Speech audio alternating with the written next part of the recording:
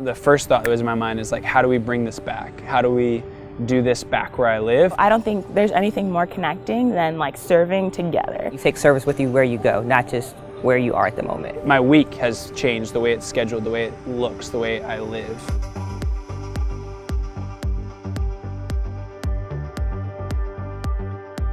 It helps me break up my routine, and then it helps me implement a new routine when I come back. Taking off work, coming together from people around the country, around the world, and serving together like uninhibitedly with nothing else in your way, nothing else in your week. It just feels like you get this cleanse of like, this is what life should be like. You intentionally take time out, you take your money, you take your resources and say, I'm going to stop what I'm doing to break out my regular routine so I can change it and I can hopefully change my lifestyle when I come back.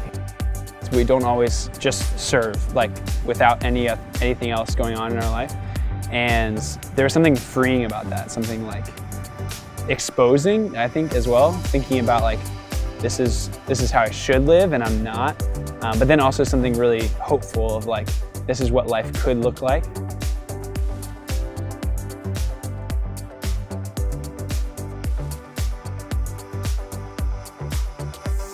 She looked around at the work that we were doing and she started to cry, and her husband said that the things that we were doing would take them like 6 months to do if we hadn't been there. And so I felt so like honored that I could do that, you know, that I could do something that was going to affect her life in such a substantial way, and it didn't even really cost me anything.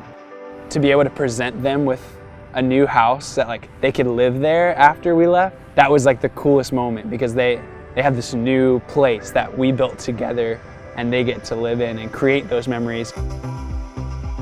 It helps me connect because sometimes initially I want to see you have like your faith, service, work in compartments. Absolutely a need everywhere, but in my backyard, there are people who I could serve and love and take care of just how Jesus would. And I don't have to even go very far to find people that could use service.